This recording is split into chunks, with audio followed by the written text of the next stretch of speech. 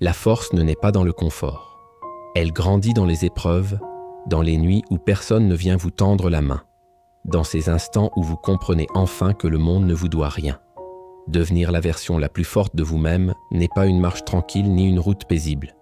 C'est une bataille contre vos doutes, vos excuses, vos faiblesses. Le monde n'offre aucune place à ceux qui se cachent dans l'ombre ou plient sous la pression. Il s'incline uniquement devant ceux qui refusent de céder, ceux qui tombent et se relèvent encore avec une volonté forgée dans le feu. Ce chemin n'est pas pour ceux qui cherchent des solutions faciles ou des promesses vides. Si c'est votre cas, arrêtez-vous ici. Mais si vous êtes prêt à prendre votre destin en main, à brûler tout ce qui vous retient, alors écoutez attentivement. Car ce que vous allez découvrir n'est pas une suite de conseils ordinaires. Ce sont 12 règles impitoyables inspirées de l'esprit de Machiavel. 12 principes pour bâtir une puissance que rien ne pourra briser. Et c'est maintenant, dans cet instant précis, que votre transformation commence. Règle 1. Personne ne viendra vous sauver. La première règle est simple et brutale. Personne ne viendra vous sauver. Pas de miracle, pas de main tendue, pas de secours providentiel. Vos rêves, vos combats, vos échecs, ils vous appartiennent et à vous seul. Attendre qu'une aide tombe du ciel, c'est choisir la faiblesse. La vraie force naît le jour où vous acceptez que tout repose sur vos épaules. Chaque douleur, chaque chute, chaque revers n'est pas un fardeau, mais une leçon. Une pierre posée sur le chemin qui mène à votre victoire. Les projets qui n'ont pas abouti, les relations qui vous ont blessé, les objectifs manqués ne sont pas des chaînes, mais des maîtres silencieux qui vous montrent la voie. Machiavel lui-même affirmait que l'homme fort est celui qui ne dépend de personne pour sa survie. Arrêtez d'accuser les autres, la malchance ou les circonstances. La puissance commence quand vous osez dire « c'est à moi de tout changer ». Cette vérité est dure, mais elle libère. Elle vous rend maître de votre vie. Fini les excuses, fini les attentes. Il ne reste plus que vous et votre avenir. Imaginez-vous seul au milieu d'une tempête, debout, inébranlable, avec pour seule armure votre détermination. Voilà la réalité.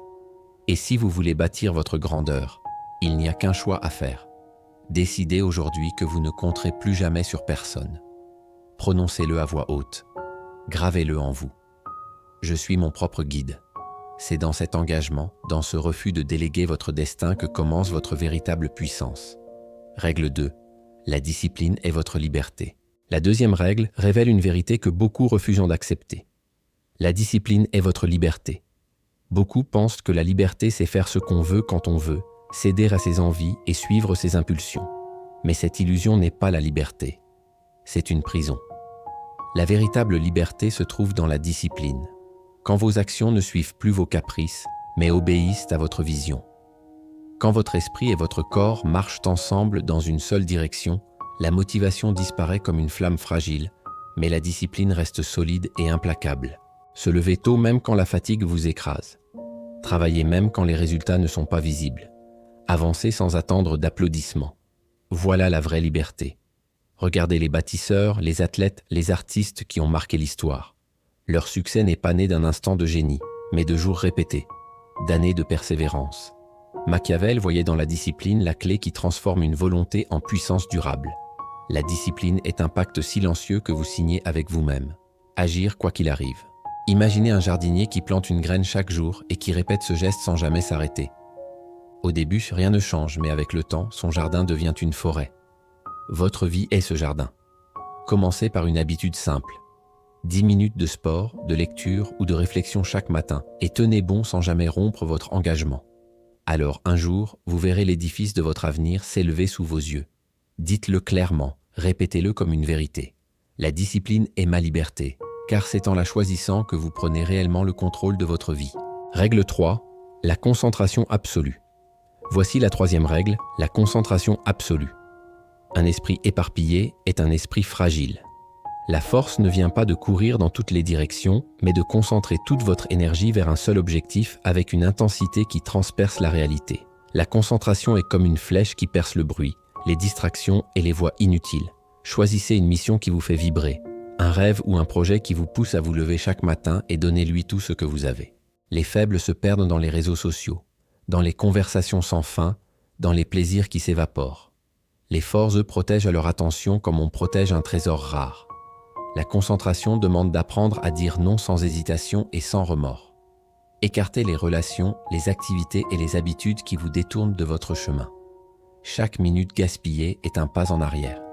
La concentration n'est pas un don, c'est une habitude forgée chaque jour. Pensez à un phare dans la nuit. Il n'éclaire qu'une seule direction et c'est cette clarté qui guide les navires. Soyez ce phare. Quand vous maîtrisez votre concentration, les obstacles paraissent plus petits, les doutes s'effacent et la voie devient nette. Supprimez une distraction, peut-être une heure sans téléphone et investissez ce temps dans ce qui compte vraiment. Répétez-le comme un bouclier. Ma concentration est mon armure, car un esprit concentré est une arme que rien ne peut arrêter. Règle 4. L'art de la résilience. La 4e règle nous enseigne l'art de la résilience. La vie n'est pas un lac tranquille, c'est un océan déchaîné. Les vagues viendront toujours. Un échec professionnel, une trahison, une perte qui vous brise le souffle. La résilience n'est pas d'éviter ces vagues, mais d'apprendre à les traverser, à nager au milieu d'elles, à se relever plus fort à chaque fois. Chaque défi est un professeur. Chaque douleur est un outil qui sculpte votre caractère. Les diamants, votre force se construit de la même manière. Ne fuyez pas les difficultés, accueillez-les.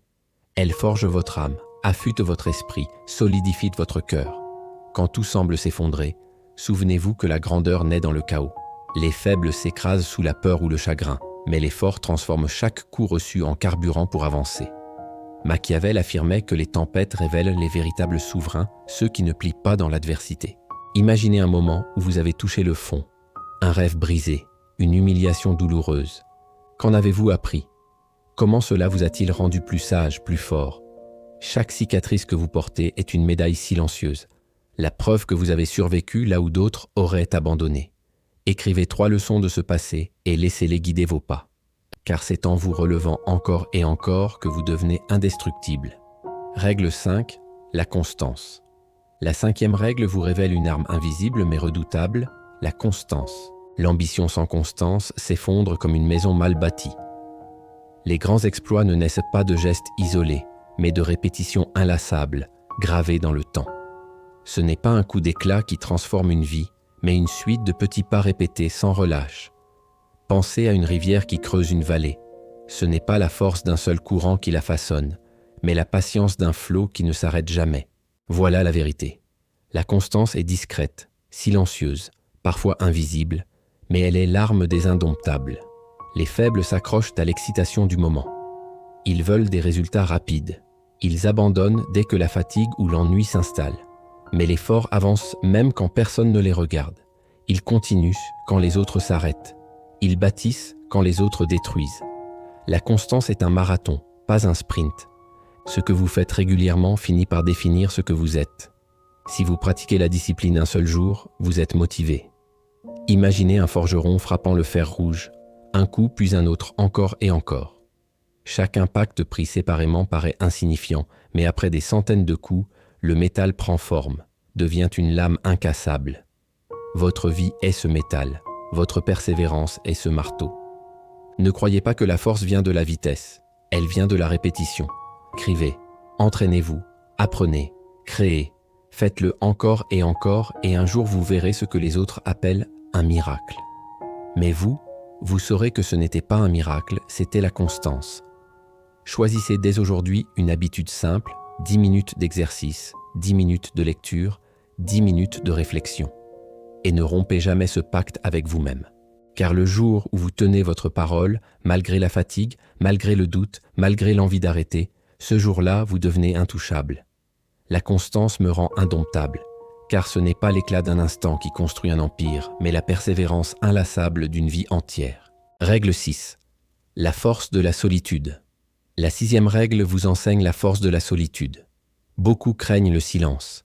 Ils le fuient comme une menace. Ils remplissent chaque minute de bruit, de distraction, de conversation inutile. Mais c'est dans le silence, dans la solitude que naît la véritable puissance. Être seul ne veut pas dire être faible. Être seul ne veut pas dire être abandonné. Être seul, c'est apprendre à vous suffire à vous-même, à marcher sans avoir besoin de validation ni d'approbation. Ceux qui ne supportent pas d'être seuls deviennent esclaves de l'opinion des autres. Ils cherchent sans cesse des regards, des applaudissements, des mots pour se sentir exister. Mais un esprit fort se forge dans l'isolement, dans ces moments où il n'y a personne pour vous encourager, personne pour vous retenir, personne pour vous applaudir. Là, vous découvrez qui vous êtes vraiment. La solitude est une école. Elle vous apprend à penser par vous-même, à entendre votre voix intérieure quand le monde entier crie contre vous. C'est dans la solitude que les grands esprits ont écrit, que les bâtisseurs ont conçu, que les guerriers ont trouvé la clarté avant de partir au combat. Machiavel lui-même rédigeait ses réflexions enfermé dans son cabinet, loin du tumulte des foules, car il savait que la clarté naît quand on ose se confronter à soi-même. Alors, ne fuyez plus la solitude. Cherchez-la. C'est une forge invisible qui durcit votre mental, un feu qui brûle vos faiblesses et éclaire votre véritable identité. Imaginez un arbre dans la tempête. Il est seul au milieu d'un champ, exposé au vent, aux pluies, au soleil brûlant. Les arbres de la forêt, eux, s'abritent les uns derrière les autres. Mais celui qui survit seul dans le champ développe des racines plus profondes, plus solides, car il n'a que lui-même pour résister. Cet arbre, c'est vous. Plus vous vous enracinez dans votre solitude, plus vous devenez inébranlable, et le jour où vous retournez vers les autres, vous n'avez plus besoin de leur approbation. Vous n'avez plus besoin de leur reconnaissance. Vous apportez simplement votre force parce que vous n'avez plus besoin d'eux pour exister. La solitude est exigeante. Elle peut être dure, parfois douloureuse, mais elle est l'allié de ceux qui veulent atteindre un autre niveau. Utilisez-la pour réfléchir, pour créer, pour construire. Coupez le bruit. Éloignez-vous du vacarme. Passez 1 heure, 1 journée, 1 semaine seul avec vous-même. Au début, ce sera difficile, mais c'est dans cet inconfort que naît votre pouvoir. Répétez-le avec conviction. Je n'ai pas peur d'être seul, car ma solitude est ma force. Car un homme qui maîtrise la solitude devient imprenable.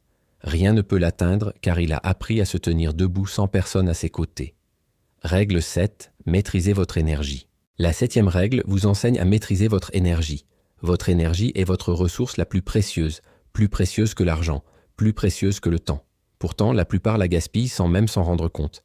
Ils la laissent s'échapper dans des colères inutiles, dans des querelles vides, dans des distractions qui ne laissent rien derrière elles. Celui qui veut devenir fort doit apprendre à contrôler son énergie comme un général contrôle son armée. Chaque geste, chaque parole, chaque pensée consomme une part de votre force vitale. Alors demandez-vous, est-ce que cela mérite mon énergie ? La vérité est simple. La plupart des batailles ne méritent même pas que vous y consacriez un souffle. Conservez vos forces pour ce qui vous élève, pas pour ce qui vous tire vers le bas. Un esprit dispersé est faible. Un esprit concentré est invincible. Machiavel rappelait que le pouvoir se conserve par une bonne gestion des ressources. Appliquez ce principe à votre propre vie. Refusez d'alimenter les conflits stériles. Refusez d'alimenter les émotions destructrices. Refusez de nourrir les relations qui vous vident. Choisissez où va votre énergie et refusez de la gaspiller. Visualisez votre énergie comme un feu. Si vous dispersez les flammes, elles s'éteignent. Mais si vous les rassemblez, elles deviennent un brasier qui illumine tout. Répétez-le comme un serment. Je protège mon énergie car elle est ma puissance. Règle 8. Forgez un esprit indestructible. Voici maintenant la 8e règle. Forgez un esprit indestructible. Votre corps peut être brisé. Vos biens peuvent vous être arrachés, mais si votre esprit tient bon, alors personne ne pourra jamais vous vaincre. L'esprit est la citadelle ultime. Mais cette citadelle ne se construit pas dans la facilité. Elle se construit dans l'adversité. Chaque épreuve traversée est une pierre ajoutée à vos murs intérieurs. Chaque douleur surmontée est une forteresse invisible que rien ne peut détruire. Le monde cherchera toujours à vous briser, à vous détourner de votre route, à vous affaiblir. Les insultes, les rejets, les échecs, les pertes, tout cela viendra vous tester. Mais vous avez le choix. Plier ou vous renforcer. Un esprit indestructible ne se forge pas en évitant les coups, mais en les encaissant, en apprenant, en devenant plus solide à chaque impact. Imaginez un roc au milieu d'un torrent. L'eau frappe encore et encore, mais le roc reste debout, immuable. Devenez ce roc. Ne laissez aucune critique, aucune humiliation, aucun revers fissurer votre esprit. Écrivez-le dans votre conscience. Je suis imprenable. Mon esprit est une forteresse. Car si vous protégez votre mental, tout le reste suivra. Règle 9. Un corps puissant soutient un esprit puissant. Retenez bien la 9e règle. Un corps puissant soutient un esprit puissant. Vous ne pouvez pas prétendre à la force intérieure si vous négligez votre force physique. Votre corps est le véhicule de votre volonté, l'instrument qui exécute vos décisions. Si ce corps est faible, lent, fatigué, alors vos ambitions resteront prisonnières de vos limites. Machiavel affirmait que le prince devait toujours être prêt au combat, car un chef incapable de se défendre est un chef condamné. Appliquez cette loi à vous-même. Entraînez votre corps comme une arme. Courez, soulevez, frappez, endurcissez-le. Ne cherchez pas seulement l'apparence, cherchez la performance, la solidité, la résistance. Le sport n'est pas un luxe, c'est une obligation. Chaque goutte de sueur versée est une barrière de plus contre la faiblesse. Votre esprit devient plus clair quand votre corps est fort, vos émotions plus stables, vos décisions plus tranchantes. Imaginez un guerrier fatigué, ses pensées vacillent, ses choix s'effondrent. Mais un corps vigoureux est une base solide pour toutes vos conquêtes. Faites du mouvement une habitude quotidienne, non pas pour impressionner, mais pour dominer votre propre inertie. Répétez-le avec « Mon corps est mon arme et je l'aiguise chaque jour ». Car un corps puissant est le pilier sur lequel s'élève un esprit invincible. Et le pilier sur lequel s'élève la 10e règle vous ordonne de penser à votre héritage. Votre vie n'est pas seulement ce que vous faites aujourd'hui, c'est ce que vous laissez derrière vous. Les faibles vivent pour le plaisir immédiat, mais les forts construisent quelque chose qui leur survivra. Chaque action, chaque mot, chaque création est une pierre ajoutée à l'édifice de votre héritage. Machiavel rappelait que la grandeur d'un homme se mesure à ce qu'il lègue au monde. Demandez-vous, si je disparaissais demain, qu'aurais-je laissé?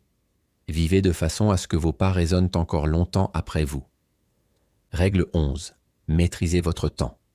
La 11e règle révèle l'importance de maîtriser votre temps. Le temps est la seule ressource que vous ne récupérerez jamais. Perdre de l'argent n'est rien. Perdre du temps est une condamnation. Chaque heure compte. Chaque journée est une bataille qu'il faut gagner. Ceux qui gaspillent leur temps deviennent esclaves de la médiocrité. Ceux qui le protègent bâtissent leur empire. Machiavel écrivait que l'homme sage sait saisir l'occasion quand elle se présente. Devenez cet homme. Refusez les pertes de temps, écartez les distractions et consacrez vos heures à ce qui vous rend plus fort. Répétez-le. Je domine mon temps car il est mon royaume. Règle 12. Devenez intouchable. Enfin la 12e règle. Devenez intouchable. Être intouchable ne veut pas dire éviter les épreuves, mais devenir si solide que rien ne peut vous briser. Les critiques glissent. Les échecs ne vous arrêtent pas. Les attaques ne vous ébranlent plus. Intouchable signifie que votre valeur n'est plus définie par l'opinion des autres, mais par votre propre force. Machiavel voyait dans cette invulnérabilité la clé du pouvoir. Celui qu'on ne peut ni manipuler ni détruire devient redouté et respecté.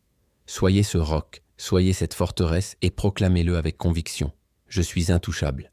Vous avez parcouru les 12 règles, 12 principes de fer pour transformer votre vie. Ces règles ne sont pas là pour plaire. Elles sont là pour durcir votre esprit, fortifier votre corps et réveiller en vous une puissance. Elles exigent de la discipline, du courage et de la résilience. Mais en retour, elles offrent la liberté, la clarté et la domination de votre destin. Et de la résilience. Mais en retour, elles offrent la liberté, la clarté et la domination de votre destin. Machiavel nous rappelait que le monde n'appartient pas aux faibles ni aux hésitants, mais à ceux qui osent, à ceux qui voient la réalité telle qu'elle est et qui avancent malgré tout.